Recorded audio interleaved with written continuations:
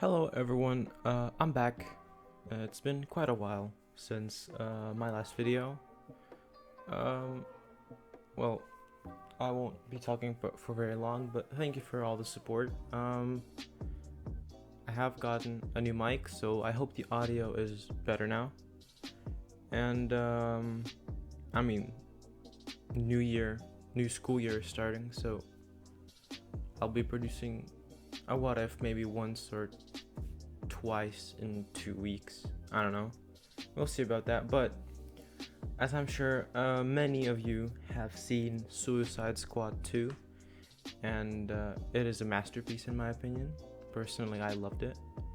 And I also thought that Bloodsport is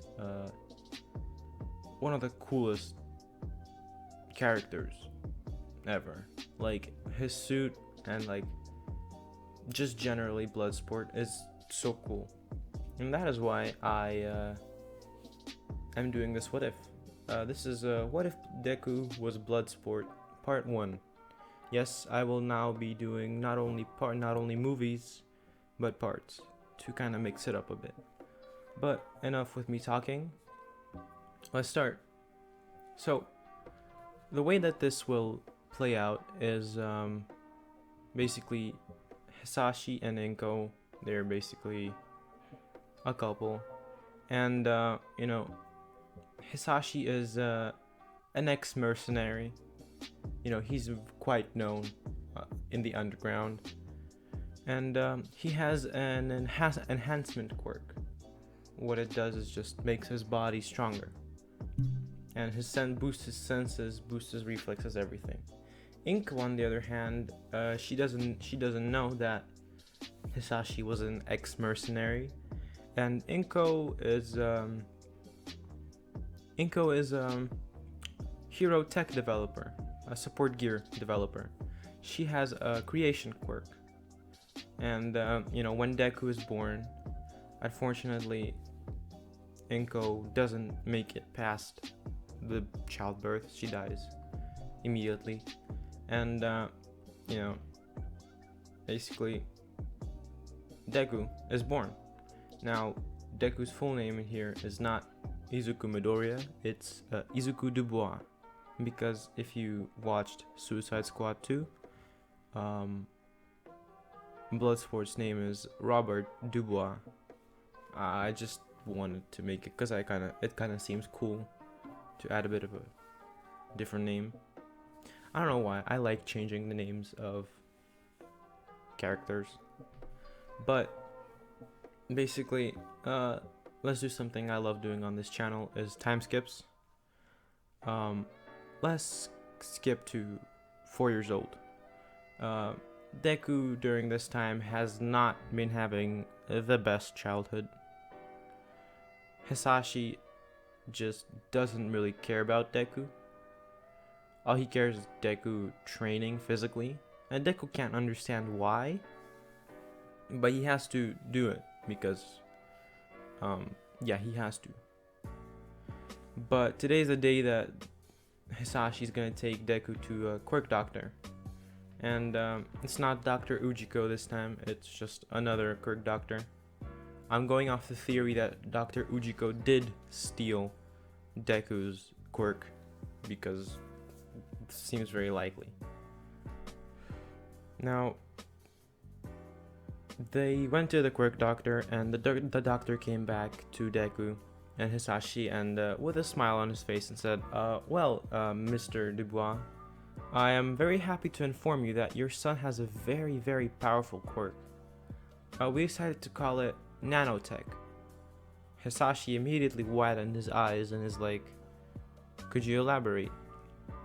The doctor then says, well, sir, because we have never seen such a quirk, there's still a lot of discovering left to do, but what we hypothesize your son can do with his newfound power is basically create little constructs and use them in whatever form he wishes to. This could mean he could... Guys, I don't know how to describe nanotech. I just how do I describe nanotech? Basically, he can like do what Bloodsport can with his suit, like, but now it's not that the weapons are attached to the suit. It's just that he can just create them out of nowhere. Basically, Deku has a quirk, a creation quirk on a molecular level, and it's not only on objects on the outside. He can also create stuff inside of him. Basically, what this means is that he can create his little nanotech around his bones to harden them, or he can boost his strength, or he can boost his reflexes or eyesight. Anything. Basically, he is just a beast. But this quirk needs a lot of training. And Hisashi realizes that he sees the infinite possibilities with this quirk. And, you know, since Hisashi is an ex-mercenary, he does want Deku to become a mercenary himself.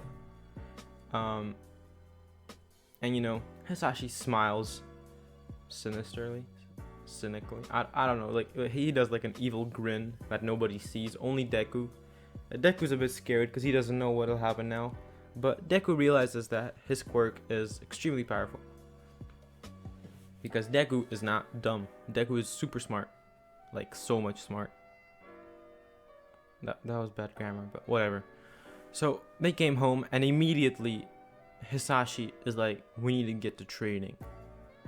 And Hisashi's like, your quirk is perfect for being a mercenary.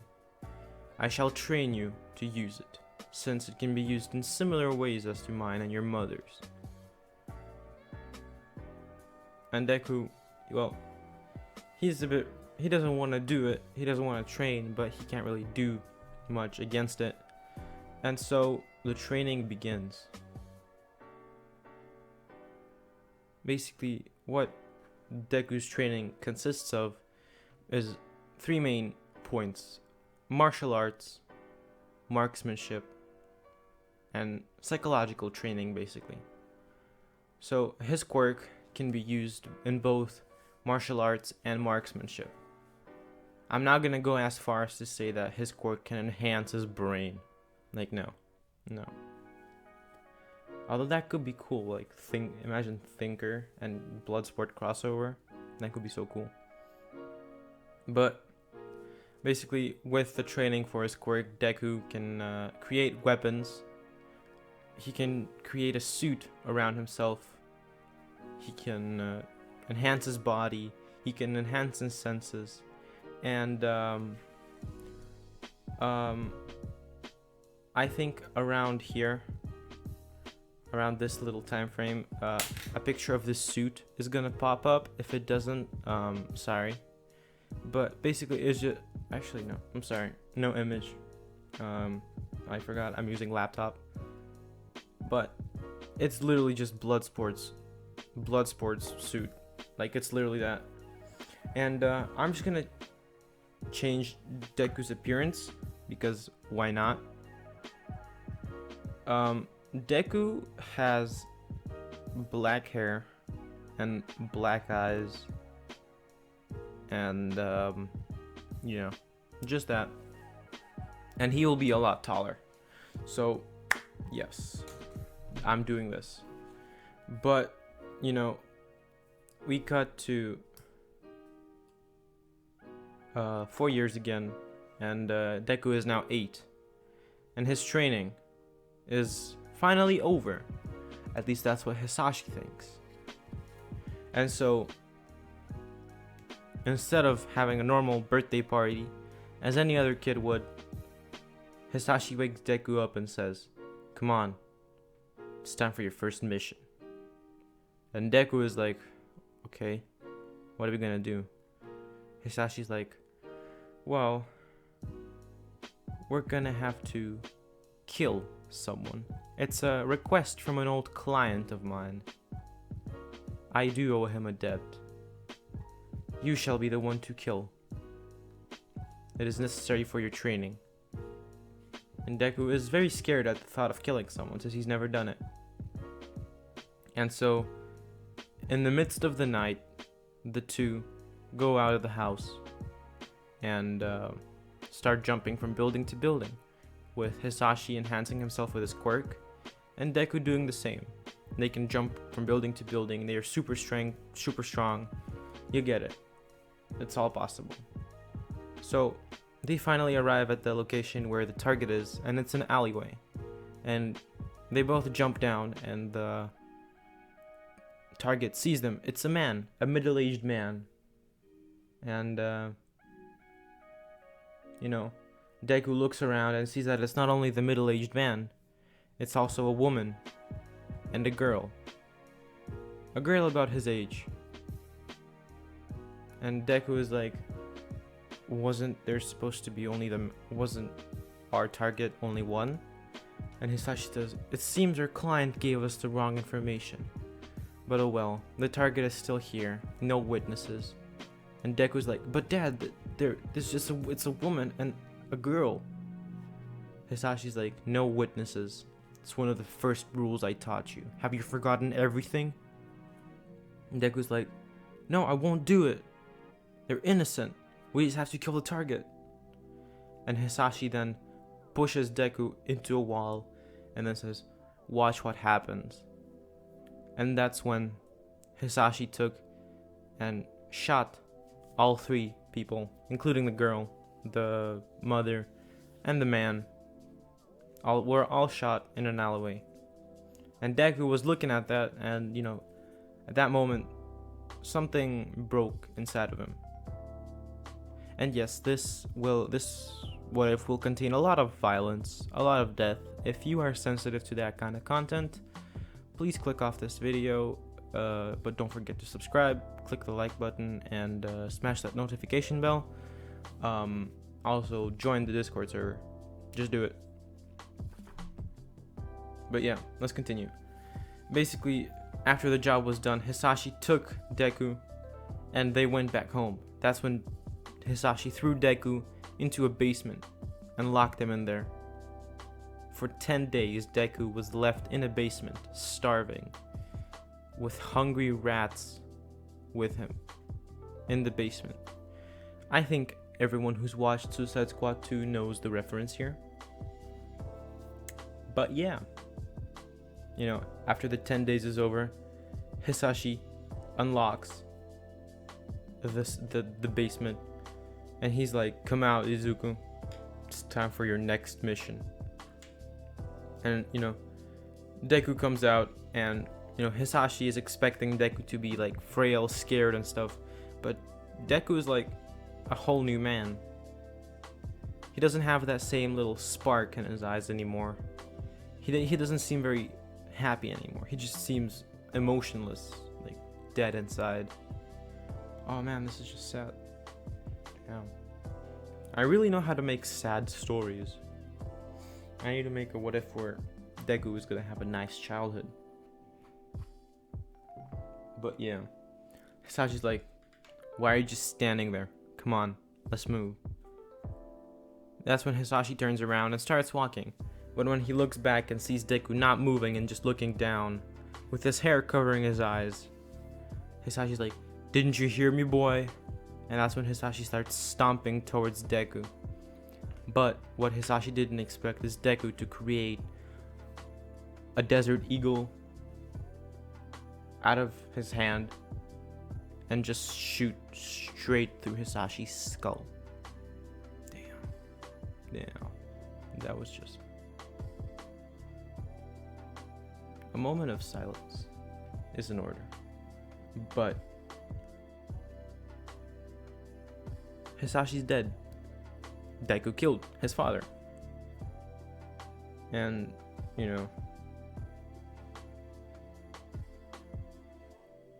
Deku just walks out the house nonchalantly, for one slick second looking back at his father, and not even saying a word, not expressing a single emotion.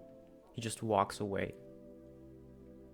Hisashi's body was found the next day, and, Hisashi didn't really have a citizenship. Deku was, unknown to everyone.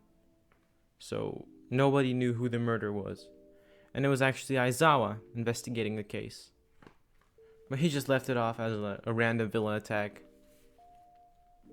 But Hisashi, as I told you guys in the beginning of the What If, was widely known in the underground business, in the underground area, in the underground market, the black market, all of those places, as a hitman and mercenary who always completed his jobs 102% of the way. And people do learn that his son killed him. And, people immediately started looking for him. They immediately started looking for Deku. And you might be wondering, what is Deku doing right now? Deku is living in the slums of a city. And he just goes around killing villains, just generally practicing his art of killing. He doesn't kill innocent people. I mean, he doesn't kill civilians, he doesn't kill heroes. Only some fake ones there and then. And, he's been leaving a mark where his murders are. And I'm just gonna say some sort of cool mark, and under the name Bloodsport. And some people start fearing Bloodsport, the name, but that's when Big Floppa, a very high-ranking underground pimp boss, sends a few scouts to find this Bloodsport fellow to recruit him to do a job. And, the scouts do find him eventually. After about 2 weeks of searching, they find Deku on a roof just sitting, drinking some...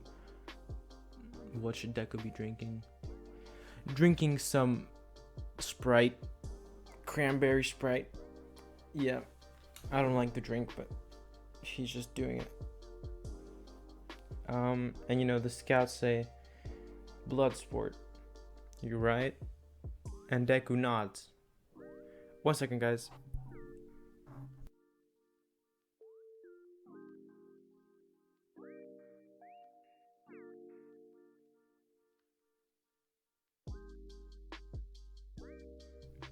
Sorry about that. But, Deku's like, yeah, I'm Bloodsport. Imagine a kid having such a low voice. An 8-year-old kid, by the way. And the recruits are like, our boss wants to meet you. And Deku's like, for what? And the scouts are like, it's a job. Yeah. So Deku jumps down and goes with the scouts. A few minutes later, they arrive at the base, at the hideout of Big Floppa. And, Big Floppa is like, you're just a kid.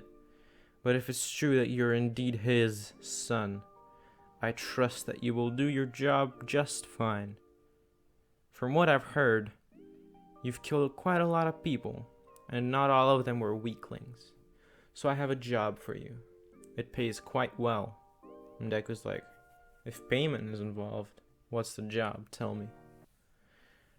So Big Floppa tells me, there is another pimp lord who has been trying to take over some of my territory. He goes by the name, by the alias, Daddy Cheems. And, Deku's like, Daddy Cheems. I've never heard of that name, but you want me to kill him, right? And so Big Floppa is like, well, not quite. I wish you to bring him to me alive. You can injure him as much as you want, but he needs to be alive and breathing. I have my own scores to settle with him. Deku's like, bringing the target alive will cost you quite an extra sum, but I think we can manage it, right? So Big Floppa grins and says, for a kid, you're quite smart. Yes, bring me Daddy Cheems alive, and you shall get your payment. Deku's like, not so fast. Some payment before the job is in order. Big Floppa then laughs evilly and says, you really are quite smart, kid. Very well. I'll pay you a sum of $20,000 right now. After the job is complete, you'll get a fat sum of $500,000. And Deku's like, that much? Well, fine.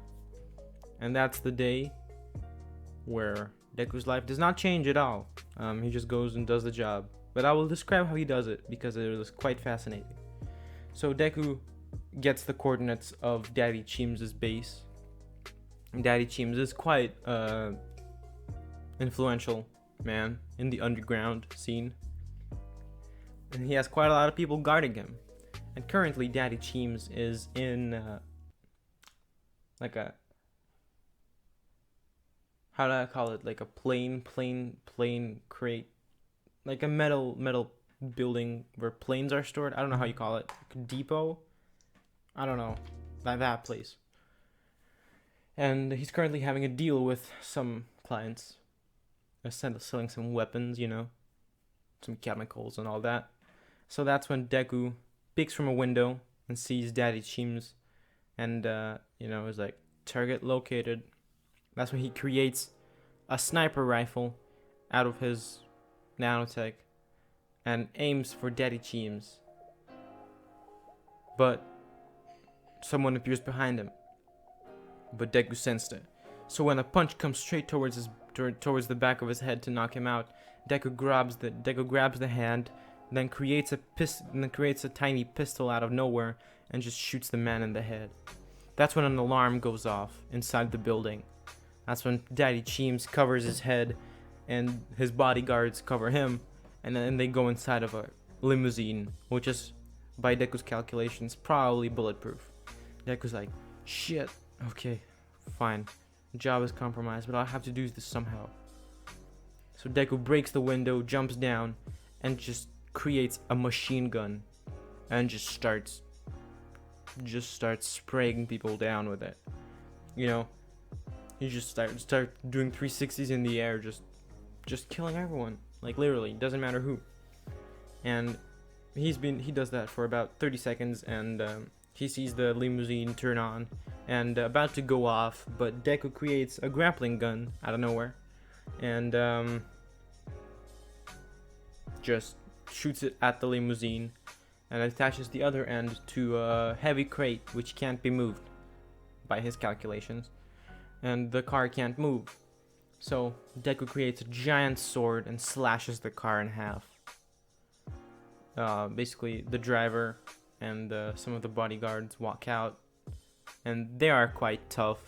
They're like muscular, but Deku doesn't care. He summons 2 katanas and goes into a fighting stance. The bodyguards get like those knuckles, and they like that, and they run towards Deku. Deku just stands there, and in a split second he breathes in, breathes out, and disappears, and then appears behind the bodyguards. And that's when all the bodyguards' heads fly off. And Daddy Chims saw all that, and he's terrified. He just literally shit his pants. So Deku walks towards Daddy Chims and is like, "Come with me. I need you alive." And Daddy Chims is like, the Daddy Chims is like one of those little tiny men with like glasses and like a white suit type of guy from the movies, like the bad guy. And he's like, "Yes, fine. I'll come with you. Where do you want me to go?" Deku's like, "Whatever. Just come with me." And that's when Deku, grins and just knocks Daddy Chims out with a karate chop. And we cut back to Big Floppa's base of operations. Deku standing in front of him with Daddy Chims unconscious on the ground, and Daddy Chims and Big Floppa is like, "Very well. I see that you have completed the mission perfectly. It seems Daddy Chims isn't even injured. Very, very nice. I appreciate your work, but unfortunately, I can't let you get out of here. No witnesses, as I say." And Deku's like, I knew of a man who always said no witnesses. Very well. You have chosen your fate. That's when Deku, out of nowhere, creates a little slingshot and just shoots like a little arrow straight through Big Floppa's skull. And that's when, you know, everything goes quiet for a sudden, and suddenly a barrage of quirks, like fire, water, like metal spikes, everything goes towards Deku. But Deku creates a giant dome shield around him, which doesn't let anything through. He takes it off and creates 2 akimbo pistols and just starts spraying everyone there. And let's just say everyone was turned into minced meat, and even Daddy Cheems and Big Floppa, they're all dead. Everyone's dead. Deku just uncreates his weapons and just walks out of there. And the good part about it is that no one saw his face, because he was in his suit the entire time. And you know, basically from that moment on, he's been having a lot of missions for him, and his clients know very well as to not betray him, because everyone's heard of the story of Big Floppa and Daddy Cheems' death, because the Big Floppa betrayed his, you know, the mercenary he hired of the name BLOODSPORT. And so, like, you know, big groups, big influential underground crime syndicates start recruiting him for jobs. And, you know, some have betrayed him and they all died. The clients who have stayed faithful and paid him the sum, they were left alone. And, you know, we cut to another 40 years. Yay. Another time skip. Deku is now 12. And he gets a call from someone. And Deku answers it. Like, who is it? And a man's voice, a deep man's voice is like, Is this Bloodsport on the phone? Deku then says, yes. Who are you? What do you want? The man says, I am the leader of the Yakuza, the Shiei Hasaikai branch. I go by the name of Overhaul. I have a job for you. Would you be so kind as to come to our base of operations in 2 hours? Deku's like, sure, whatever. And Deku starts packing, puts his suit, and creates his suit, everything ready. He goes to the Yakuza base and meets Overhaul and the Bullets. And Overhaul sits Deku at the table, and they sit across each other and start talking. And Overhaul's like, I have a job for you. Well, currently, our opponents have been trying to take over our land. And Deku interrupts Overhaul's like, yeah, okay, typical story. Who do you want me to kill? How do you want me to kill him? Do you want him alive? Everything like that. Give me the information quick so I can do the job and go. And how much will you be paying? Overhaul's like, you are as they say, straight to the point. This job, let's say, should $1 million suffice? And Deku's like, I'm having a pretty good day, so I'll give you a bit of a discount. $1 million it is. And Overhaul's like, how much do you usually charge for a job? And Deku's like, around 2 million, 3 million. And Overhaul's like, well, it seems that we're on good terms. And Deku's like, right now we are. Alright, who do you want me to kill? And Overhaul's like, you see, this man named Joe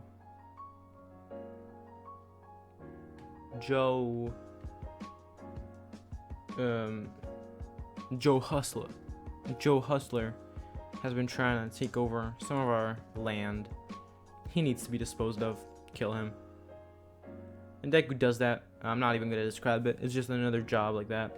And Deku comes back to report with evidence. And Overhaul's like, very nice. But that's when a girl runs into the room crying. It's a girl about like 6 years old. Deku's 12. No. Yeah. And this girl has white hair, like a little horn on one horn, and like kind of red eyes. And she runs towards Deku and hugs his leg, and he's like, please help me, please. These people, they're They're doing bad things to me. And you know, Deku through his mask looks at Overhaul and is like, what's the meaning of this, Overhaul? And Overhaul's like, oh, don't mind her, that's just my daughter. And Deku's like, what the hell have you been doing to this child? And Overhaul's like, none of your business. I pay you to do the job, you do the job. Don't ask any questions.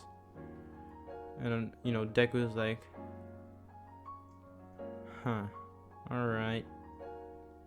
And that's when Deku pushes the girl off of him, starts walking away. But that's when he stops walking, turns around, and extends his arm at Overhaul. And Overhaul's like, what are you doing? Everything okay? And that's when Overhaul gets shot in the face by a bullet he didn't even see coming. And the bullets immediately surround Deku and he's like, what the hell did you do? And Deku's like, I may be an emotionless mercenary, but experimenting on little kids? No, that's not how it's gonna go. And one of the bullets is like, how did you know about that? And Deku's like, well, before I came here to your base of operations, I did a bit of scouting around your little base. Found that you've been experimenting on this little girl to make bullets, quirk canceling bullets. Such cruel experiments will not be tolerated by me or anyone else. Die. And he just snaps his finger and all of the bullets fall dead. And that's when a wire with blood on it can be seen. Yeah. And you know, Deku, he comes up to Eri and is like, Eri, is that your name? And Eri nods and says, yes. Deku's like, you're safe. And you don't have to worry anymore. And that's when you know, Deku just leaves. You might be wondering what Deku will do. And Deku just left Eri there to take care of the heroes who he suspected will come to the scene in a few moments. And Aizawa appeared, Eraserhead appeared, and is like, little girl, what happened here? And you know, the little girl is like, a man in a suit, he saved me, he killed Overhaul, he saved me. And Deku's and Eraserhead's like, did you catch the man's face? And Eri was like, no, he was wearing a mask, a black mask. And you know, Aizawa's like, Bloodsport again. Damn. This Bloodsport guy. He keeps killing people. I can't catch him. What the hell? Now we cut to 2 weeks, and the death of the Yakuza has been pronounced, and Bloodsport is the killer. It's now widely known. And the Deku gets a call on his phone, and Deku's like, who is it? And it's like, that is none of your concern. I have a job for you. And Deku's like, what's this job? And the deep man voice says, I want you to kill All Might. And that is where I'm going to be leaving this part of the series off. I hope you enjoyed. Please don't forget to like, subscribe, share this video, and click the notification bell to not miss a single one of my uploads. Thank you for watching. Have a good day, night, whatever.